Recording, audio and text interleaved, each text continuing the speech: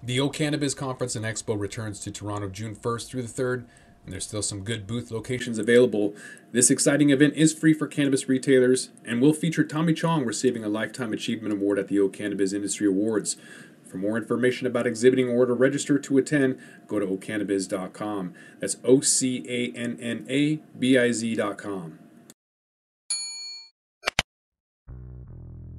Welcome back to the Talking Hedge. I'm Josh Kincaid, capital markets analyst and host of your cannabis business podcast. Today we've got David Tran. He is the founder of Dope Magazine. He's also, after selling that to High Times, he's a founder and CEO or co-founder of Goldfinger consulting firm, as well as Farechild, an events company.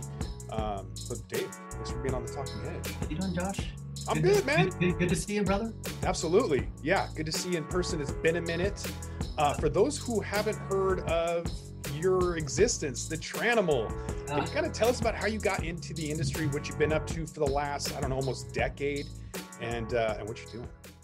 No, very fortunate to be a part of the cannabis industry. And, I got here via the bar industry. That's what I actually am celebrating my 17-year anniversary for one of my first bars that we have here in Seattle called Cowgirls Inc. So to me, it's always been about hospitality and marketing and branding.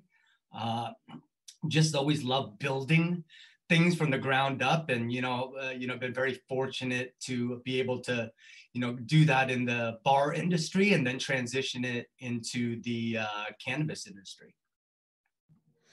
So tell me a little bit about that transition with Dope Magazine.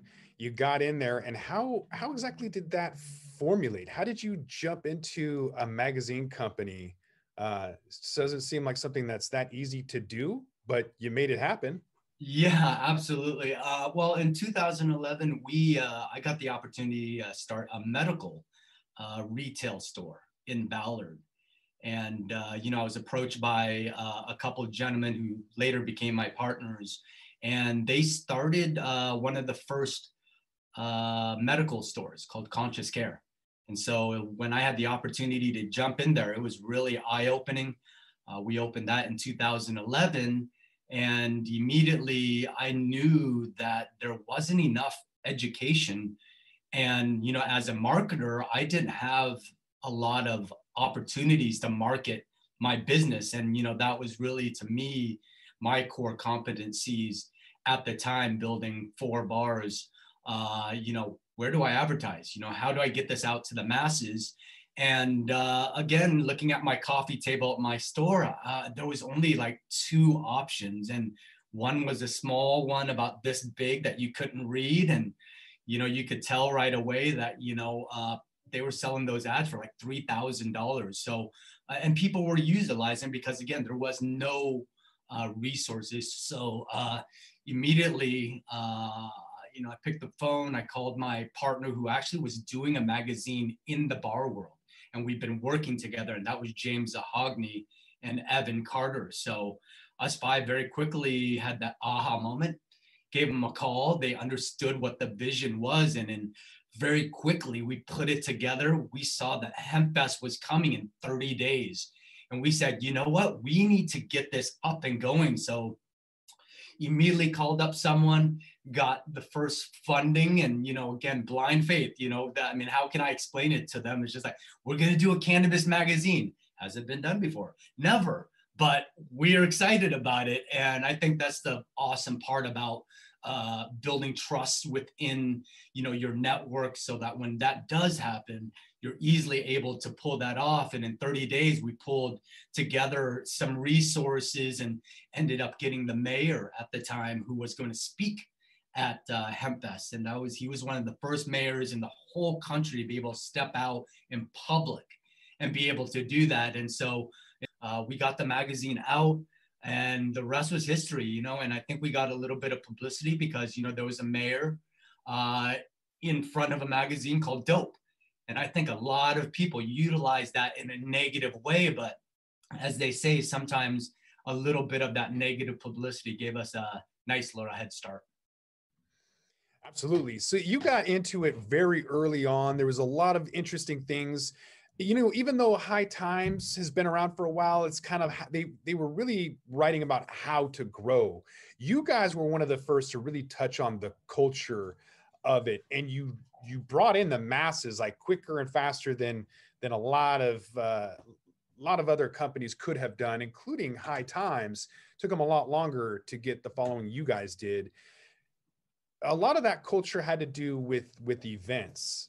Do you have an event that's in your mind as one of like the favorite ones that you put on? The Golden Ticket in Las Vegas was a great event with the pool that jutted out of the building. That's one that sticks out in my mind, as well as maybe the first or second annual Dope Awards in Soto. That was a great event where everyone kind of got together. What's one of your favorites? Oh, way too many to even talk about. But, when we started Dope Magazine, I appreciate those kind words. Dope stood for defending our patients everywhere. And I think, to your point, High Times, that's where I learned about, to me, that counterculture, and understood about the plant, grew with it. So I give them a lot of credit because I was one of those, young people who were definitely fascinated about the plant very early.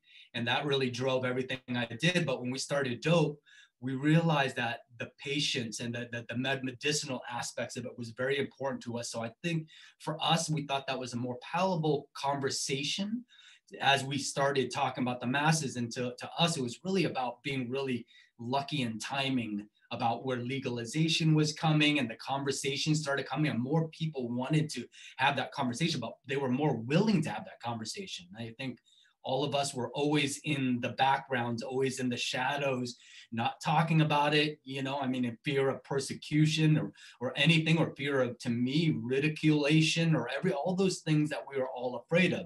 If you smoke cannabis, you're one of those people. And I think changing that conversation was really important. And of course, being in the hospitality industry for a long time, we threw so many different events. And, the key for us is, how can we bring things in regular industries into the cannabis industry and show the industry that we can do it right?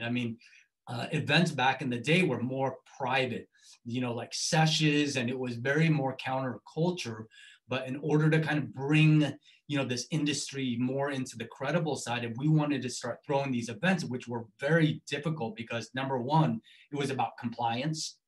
Well, number two, different, to me, venues were not really open to having us come in there. They were scared too. And I think the threat of them doing a cannabis event and losing their, whatever it is, as far as regulation was very important. So I want to say, like, one of my favorite events is always our first one. You'll always remember your first one. And our first one was a Dope Cup. And that was where we wanted to give awards to, different cultivators, different categories. And I remember being a pretty small event, but as, the word got out, we realized that we needed to make sure that we went lockstep with all of the compliance agencies to be able to pull this off. And so there was a difficult time, and also explaining to the venue also that this is how we're going to consume, this is how we're going to set this whole thing up, this is how we're going to work with the compliance officers. And that was already a difficult part of it. But I remember walking into there, setting it up, and we were bootstrapping everything. So throwing on an event like this is, to me, utilizing your funds, and there's a nervous side of you that, is this going to work? And I remember walking the police department through, the fire department through, the health department through, and they came in a group of, a pack, and we walked them through, and there was consumption, and they looked at it, and towards the end, they looked at it, they just said, "Nice work, young man." And when they left, I just remember this moment where I was like, we did it. And I remember everyone just cheering. And we're talking about, to me, some of the first adapters, some of the biggest pioneers and brands that are still around today. But being able to do that was a memory that I just will never forget. And I remember having, Vivian help hand out the awards, with Hemp Fest and all these. I could just visualize the OGs again. And I thought that was a pretty, that was always, to me, that set a standard for us. How do we do all these things in compliance? Because we have to show, the better we can go ahead and show people like there's a safe way to do it. You don't want to, you want to work with them. And back in the day, there was a little bit of a, disconnect, of the old legacy and what was to be more of the recreational one. And I think going through that process really helped us throw all of these other incredible events. We end up doing the Dope Industry Award Show, which is our black tie event. And that's really to, instead of, to me, there's brands now, there's inventors, there's all these activists, and we wanted to recognize those folks too. And it also gave us an opportunity to put together hardworking people who have put their heads down this whole time, to come out, see each other, meet each other, and kind of start more collaborating with each other. So, along with the Dope Cup, we did the Dope Industry Award Show, and then we also did the Bud Tender Appreciation Day, which is called the Bad Party. And that was just a fun way to get the bud tender, around more products and show an appreciation for them. So ultimately, at the end, it was about always building community with dope. Yeah, and it's interesting too that you mentioned that first party where you kind of saw consumption and it just opened up everything. Because I have the same feeling about cannabis lounges in general, which is why I wrote a bill, submitted it to the Cannabis Alliance last year to try and overturn Washington's felony on maintaining and operating a marijuana lounge, which might be the country's most strict law preventing cannabis lounges. And I spent my own time writing that bill because I felt that it's the window into the soul of the community. Being able to see consumption, I think, is going to overturn a lot of people's opinions, like the fire department, health department, and all those other regulators you mentioned probably saw it and were like, man, high five, young man, way to go. I think as soon as more people can see marijuana lounges and realize that it's not, the evil thing that they thought, that it's going to kind of propel the industry to that next level. But hopefully it will be fast-tracked eventually. Right now, it's been derailed because of the pandemic as delivery and other things kind of get fast-tracked. Events also completely side-railed from the pandemic. Can you kind of explain what 2020 was for David Tran, how it affected your business and how you pivoted to stay relevant?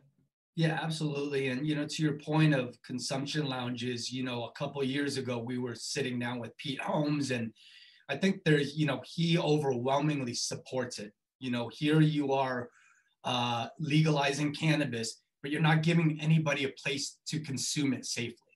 So now you're kind of contradicting what you're trying to do by, allowing people to smoke, but I can't, if I'm a tourist, I can't go to my hotel to do it.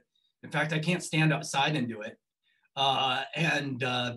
Ultimately at the end, I just think that you're absolutely right. When we get to that point, we're going to start, using that, normalizing the process of this, and being able to go to like Las Vegas and sitting at the new Cannabis Lounge. It's not what people think it is. It's not this big, smoke-filled, dangerous situation. You're really talking about this very, very peaceful, very calm place where people can, again, share in this passion. And that's what's beautiful in doing that. So to me, events have been everything, to me, my whole life. And, right when COVID hit, me and James Zachondi, we started actually a company called Farechild. And Farechild, what we wanted to do was provide tools for event producers. And that started with being able to actually sell tickets and be able to market their events, because that seems to be a real bottleneck. As companies like Eventbrite and these other companies aren't really allowing it. And, and it seems like we're trying to all always do a workaround the cannabis industry. How do we work around these laws, right? It's just like come toed up to the line, but don't go over. And that's what, everyone in the cannabis industry has been trying to do. So how do we put together a platform that allows that, and then also, a platform that really supports the industry? Because, dope, like I said, has always been about connecting, collaboration, building this community. So to me, it's like my nature is to be in the middle of that conversation. And to me, events is always that conversations. I would say I've been to at least 200 different expos, conferences, all over the United States. And, to me, that's where I'm building my relationships. That's where I'm learning what's going on that's new in the industry. And that's my learning there. So, and I think a lot of companies too utilize that as an opportunity to get right with their audience. So we think that was super important. But right around March, and we were also producing events for people too, because we realized how hard it is to do. And a lot of companies, honestly, with you, we want them to do what they do best and then allow someone else to take care of that other part of it, because throwing events can really take you off focus. And ultimately at the end, you just want to always surround yourself by professionals who really just focus in on that. So we had, right before COVID hit, we had 4 or 5 events planned, some pretty large scale ones planned out in different states. One in Denver, we had a pretty big one, after party for Hall of Flowers, and that all just disappeared. So we decided immediately, and I was down in Cabo, and we decided, 420 was about a month away. And, we immediately decided, we need to continue to help the industry right now, who's being pretty much just sideswiped from the event. So we did a virtual event called Chronic Relief. We did that in 30 days. And, I'm going to tell you how lucky we are to know incredible people, because we were able to get 100 and something companies to commit to, sending a message out to the industry. We had Whoopi on there. We had Montel. We had so many different, Tommy Chong. They all came out and, wanted to show their support, for the industry. And we were able to put that virtual event together. And we also then realized that, the events weren't coming back. So virtual events, how do we go ahead and continue to support those events? Charles at Emerge Conference, we helped them, put that together. They did an incredible job of curating the speakers, and Charles and their team, kudos to those guys working again, having to pivot from, physical events into digital is not, easy. So to us, now that we're here now, it actually gave us an opportunity to build our platform and now cater it towards where we think the industry is going to go. And so now in 2020, we're pretty bullish about where we have our ears to the ground. We're going to launch the event, but we're also hearing that a lot of event producers are looking at Q3, Q4 to start building their events. And this is a perfect time to start planning for that. What happens if, immune compromised individuals don't go, or people don't want to fly this year?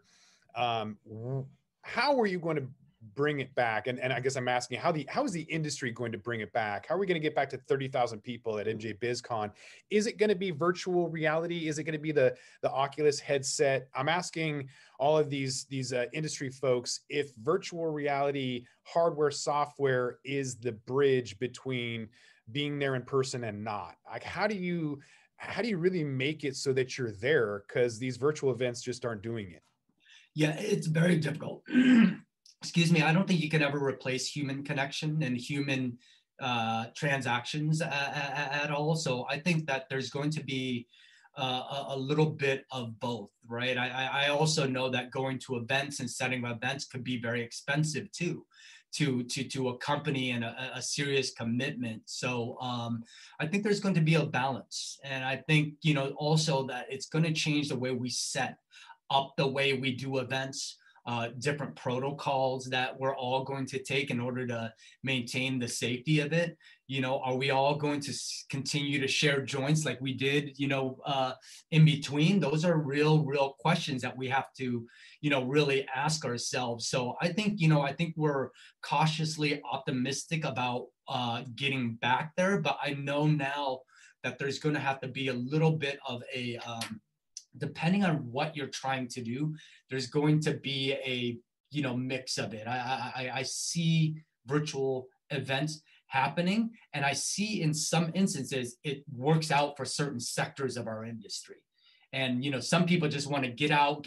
I just want to specifically target, and accomplish A, B, and C. And a lot of times, like, let's just say these events, like B2B events, where you're connecting the retailer to, like, let's say brands, there's easier to be able to set up those phone calls virtually, gives both of them, like, to me, time efficiencies, but they get to accomplish what they accomplish. But there's so many businesses that need the visual, that need the human touch.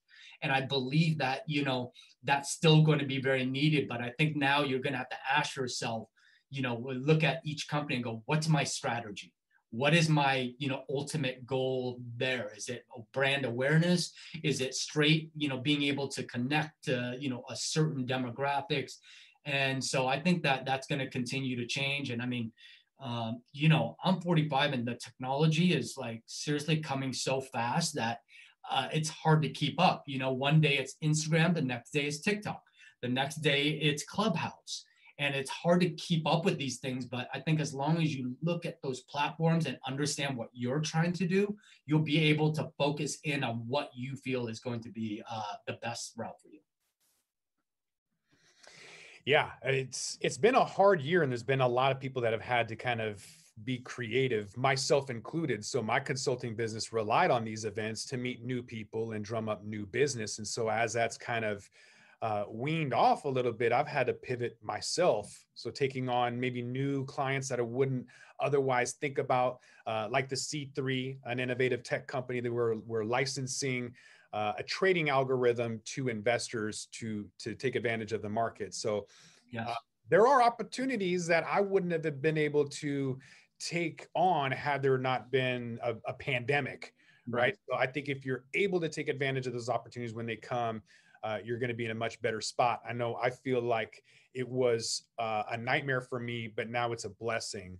Yes. So I'm wondering, with yourself, events specifically, what are some of the events that you're hoping to put on this year, and how are you going to kind of hedge that bet if things don't go third quarter, fourth quarter as anticipated? Yeah, no, you hit the point right away. I mean, I've been to at least 200 shows in the last 7 years. And what you realize is that as you go out there, you've never really stopped to look at what you were building, the relationships you were building. And it's just one of those things. It's ongoing. And if it works, then you're connected. But, taking this year, going back to kind of connecting with people and having the time to do that has been everything, right? And everyone, like, to your point, is just like, is changing their business strategies and building those different strategies. So, the other company that I built was Goldfinger's group, which is our consulting group. And, kind of going back to a lot of the companies and having the time now to say, you know what, we can actually help you. Before it's just like, how can I connect you?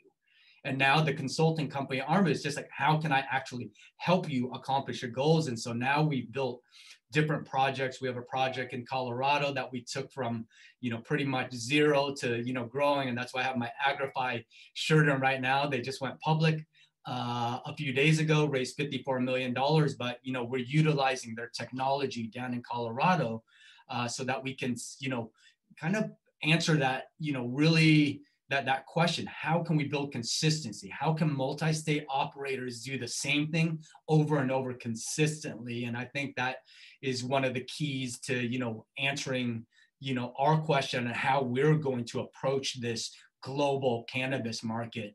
And of course, Washington, we have our assets here working with Freddy's Fuego, a wonderful company with a wonderful team. And it's just been so fun to be able to come in, share our experience and really get down and execute and show these, to me, these operators that let's maximize your potential. Let's fulfill, let's build the efficiencies in there and kind of teach you how to do that and put you in a better position. And we're also doing that in Massachusetts. And again, these deals are because I went to the NCIA conference, shook hands with someone, and now, during the pandemic, gave them a call, and they're just like, whoa, let's talk, let's go ahead and build that. And then next thing you know, now you're consulting with them and, talking about building this vertical out. So, to us, that becomes, everything. That's what the pandemic does. I mean, of course, I could have probably met more people, but as I stopped, there's plenty if you really look within your network. And I think that's what we did. And to me, in 2020, what do events look like? I think events still, like, to me and all of our companies, is going to be a component of our marketing. It will always be a component of how we get the message out. But, being an event company, we still are bullish about what is happening in it. And, for 420, we're like, you know what, are we going to build up? We did a virtual event last year. It's a different year now. It's just like people were, went through that for a year.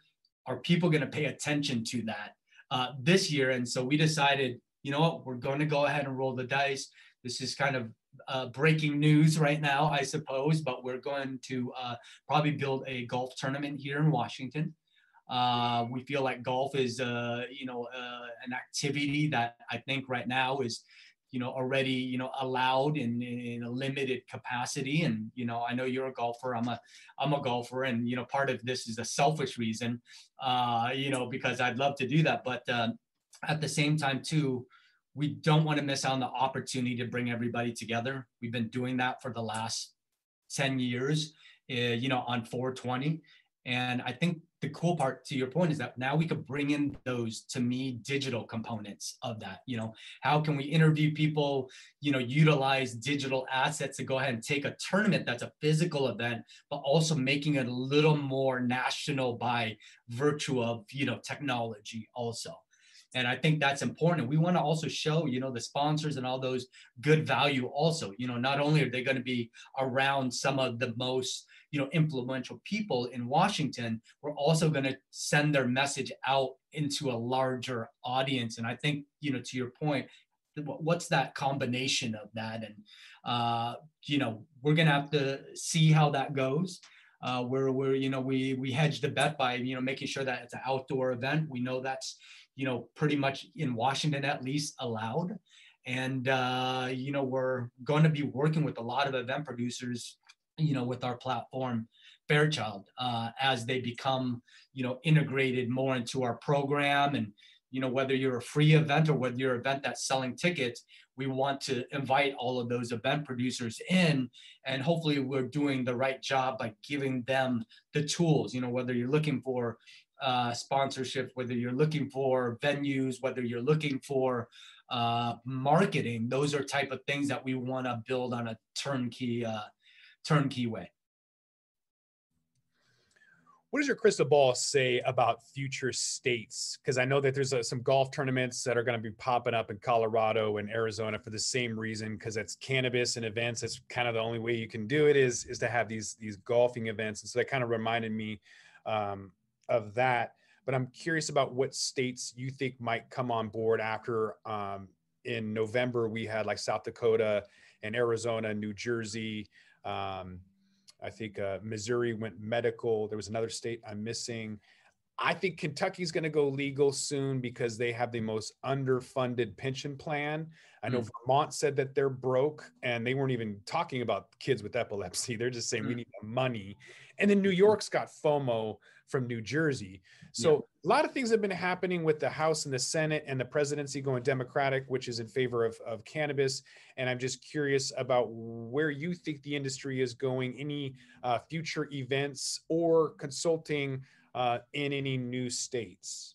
Yeah, I mean, I think this year shows, and I think as more states start to realize, you use the word FOMO, I think it's not only building out a proof of concept that, legalization helps, your state and builds revenue, and youth consumption goes down. And as we get all of these statistics back and this data back, it allows different states to do it. So I see it really happening fast. And I mean, if you've been around, it was Washington, Colorado, and then next year it was a really started building momentum. And right now at this point, I see states like Idaho and all of these other places starting to have the West Virginia. These are all conversations that are happening right now. We look at this as a global opportunity right now. And, right now we're building in 3 different states right now, but we realize that where the puck is going is that these multi-state operationals are starting to get funding simply because people are setting themselves up for the idea that these larger companies are going to go ahead and start getting into the industry. And I think, I get emails every day. I make it my point to jump on all these newsletters, Cannabis Venture, all these other ones. And all you see all day right now is a lot of MSOs are raising money. But also, I think standalone businesses are looking to start building a more global plan, whether it's themselves or whether it's kind of now consolidating with other folks. So, for us, we're seeing that trend. So, we're building a multi-state operational plan right now to build in the current assets we have, but then building those efficiencies and economies of scale the same way we built it in these individual ones. That's really where, we find the future right now, and that's where we're going. And as we're talking to different standalone businesses, I think when we tell them the story about where we think it's going, they see it the same way also. And we'd like to always work with those type of companies to, again, either bring them into the mix or at least advise them to set themselves up, get their house clean to take it to the next level. Because I think those, to me, that opportunity comes when you're ready. And a lot of companies right now are built for short-term, year-to-year growth, not future growth. So, it's inevitable. I mean, I think, the decriminalization or legalization is inevitable. When it's going to happen is up to, is up in the air, but I would build it like it was happening soon. And that's what I urge, the people that I know around me. Yeah, with Mexico taking a look at legalization and Canada already there, this FOMO sandwich that we have is really about the money, right? So the federal government's going to be taking a look at that. I would be planning on that sooner rather than later. Agreed with you. Yeah. Good stuff. For anybody that is interested in either, Goldfinger Consulting or Farechild events, is there any events that coming up that you want to plug, websites, information, anything that we didn't talk about that you'd like to discuss? No, well, if you're in Washington or if you're a national brand looking at Washington, we're going to be announcing our golf tournament, Chronic Relief Golf Tournament. Of course, the most important part of that is bringing people together, but also giving back. It's always a charity event for us. And giving back to a couple of charities. So if you're interested in that, just, hit me up, at the Farechild, Farechild, or Dave at Farechild. And of course, for Goldfingers, if you're, out there and you've been building your business a long time and you find yourself in a position that you want to, either grow or solidify a foundation where you're at, then, Goldfingers, me and my partner have been doing this for a long time. Me on the dope side, and my partner too.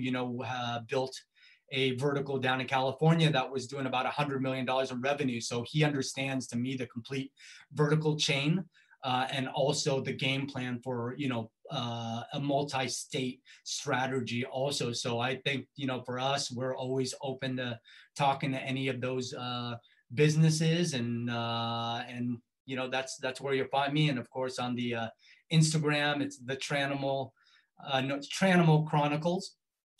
You can say hi to me there. And to me, it's about being available and being, open to, talking to anyone. So we appreciate it. Yeah, and we'll have some of those links, social media links, as well as links to Farechild and Goldfinger in the show notes in the description. So with that, I think we're going to roll this one up. I want to thank my guest, Dave Tran. He is the co-founder, I guess, of Goldfinger Consulting and Farechild Events. Dave, thanks for being on the Talking Hedge. Thanks, Josh. Appreciate it, man. Yeah, appreciate you. I am Josh Kincaid. This is the Talking Hedge. Don't forget to like, share, and subscribe, or don't, and I'm out. Don't forget to smash that like button on your way out and check out these other videos that we've got.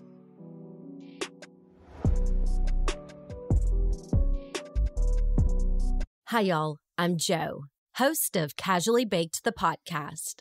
If you're curious to explore the highly responsible side of cannabis, farming, and legalization, I'm here to help lighten the stigma and build your canna confidence.